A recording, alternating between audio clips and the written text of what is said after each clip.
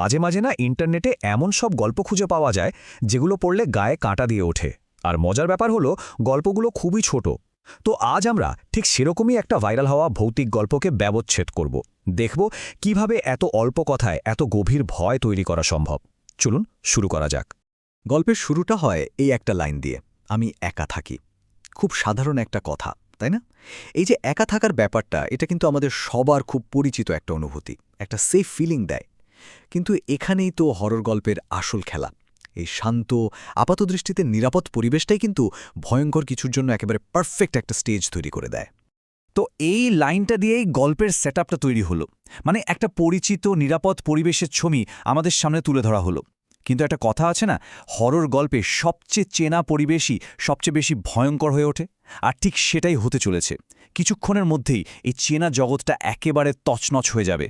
Psychological হররের একটা খুব common trek হলো আমাদের সবচেয়ে নিরাপদ জায়গাটাতেই হানা দেওয়া। মানে ভয়টা কিন্তু কোনো ভূত বা দৈত্যের জন্য আসছে না, ভয়টা আসছে যখন আমাদের সেফ স্পেসটা আর সেফ থাকে না।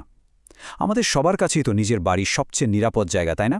একবার ভাবুন তো, সেই বাড়িটাই যদি আর নিরাপদ না থাকে, তখন ভয়টা কিন্তু আর সাধারণ থাকে না, একেবারে কয়েক গুণ বেড়ে যায়। আচ্ছা, গল্পের সেটিং তো বোঝা গেল। এবার গল্পটা এগোতে শুরু করে। আর এখানেই ওই যে শান্ত পরিবেশটা ছিল, ওটা ভাঙতে শুরু করে। কিভাবে? খুব ছোট ছোট অদ্ভুত সব ঘটনা দিয়ে, যেগুলোর কোনো ব্যাখ্যা পাওয়া যায় না। আর এই ঘটনাগুলোই কিন্তু গল্পের চরিত্রের মনে একটু একটু করে সন্দেহ আর ভয় ঢোকাতে শুরু করে। এই টাইমলাইনটা দেখলে বোঝা যায় ভয়টা কিভাবে ধাপে ধাপে বাড়ছে। দেখুন, গতকাল যা ছিল শুধু একটা অদ্ভুত অনুভূতি, আজ সকালে সেটা দাঁড়ালো জিনিসপত্র নড়াচড়া করায়। আর আজ রাতে একেবারে একটা সরাসরি হুমকি। মানে ভয়টা আর অস্পষ্ট নেই, এটা এখন একদম বাস্তব, একেবারে চোখের সামনে। আমি তোমার সাথে থাকি। ওয়াও, এই একটা লাইন, আর এখানে গল্পের মোড়টা পুরো ঘুরে যায়। মানে এতক্ষণ যা ছিল একটা ভাষা ভাষা ভয়, সেটা হঠাৎ করে পার্সোনাল হয়ে গেল। কিছু একটা ঠিক নেই থেকে ব্যাপারটা সোজা চলে গেল এখানে কেউ একজন আছেতে। আর সে কেউ একজন শুধু আছে তাই না, সে সরাসরি যোগাযোগ করছে। তো এইরকম একটা ভীতিকর চিরকুট পাওয়ার পর যে কেউ কি করবে? ঠিক তাই, গল্পের চরিত্রটিও ঠিক সেটাই করল। সে চেষ্টা করল কন্ট্রোলটা নিজের হাতে ফিরিয়ে আনার। এইসব অদ্ভুত অযৌক্তিক ঘটনার একটা লজিক্যাল ব্যাখ্যা খোঁজার জন্য সে টেকনোলজির সাহায্য নিল। মানে সে এখন প্রমাণ চায়, আসল সত্যিটা জানতে চায়। আর এখান থেকেই গল্পটা তার ক্লাইম্যাক্সের দিকে এগোতে থাকে। ভাবুন একবার, ক্যামেরাটা লাগানো হয়েছিল কেন? বাইরের কোনো চোর বা অনুপ্রবেশকারীকে ধরার জন্য, তাই তো? কিন্তু এই ক্যামেরাই এমন এক সত্যি সামনে আনবে যা ভেতরের অনেক বেশি ভয়ঙ্কর। এখানেই গল্পের আসল টুইস্টটা লুকিয়ে আছে, যা আমরা হয়তো কল্পনাও করতে পারছি না। কল্পনা করুন, গল্পের চরিত্রটা মনিটরের সামনে বসে আছে, বুকটা ধুকফুক করছে। ফুটেজে দেখা যাচ্ছে ঘরটা একদম শান্ত, সে নিজে বিছানায় ঘুমিয়ে আছে।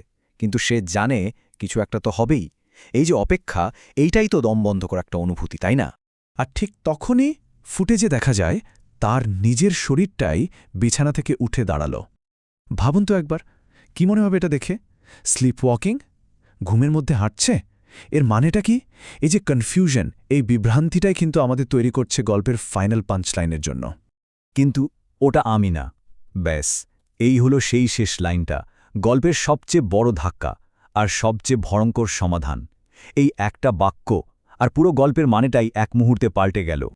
তো চলুন এখন এই ক্লাইম্যাক্সটাকে একটু ভেঙে দেখি, কিভাবে এই একটা মাত্র বাক্য, ওটা আমি না, গল্পটাকে একটা সাধারণ ভূতের গল্প থেকে একেবারে আইডেন্টিটি আর কন্ট্রোলের এক ভয়ঙ্কর গল্পে পরিণত করল। এই ধরনের গল্পকে আসলে বলা হয় বডি স্ন্যাচার হরর। মানে এখানকার ভয়টা কোনো বাইরের ভূতপ্রেত থেকে আসে না।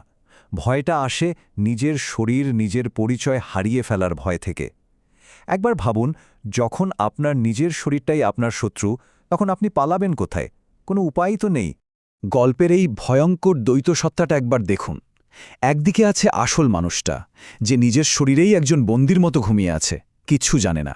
আর অন্যদিকে আছে ওই পরজীবী সত্তাটা, যে তার শরীরটা ব্যবহার করে জেগে আছে, ঘুরে বেড়াচ্ছে, সবকিছু কন্ট্রোল করছে। এর চেয়ে অসফি সিচুয়েশন আর কি হতে পারে বলুন? তো সব মিলিয়ে বোঝা যাচ্ছে কেন এই ছোট্ট গল্পটা এত ইফেক্টিভ, তাই না? একদম কম শব্দে ম্যাক্সিমাম ভয় তৈরি করছে। আমাদের সবার ভেতরে থাকা কন্ট্রোল হারানোর ভয়টাকে টার্গেট করছে।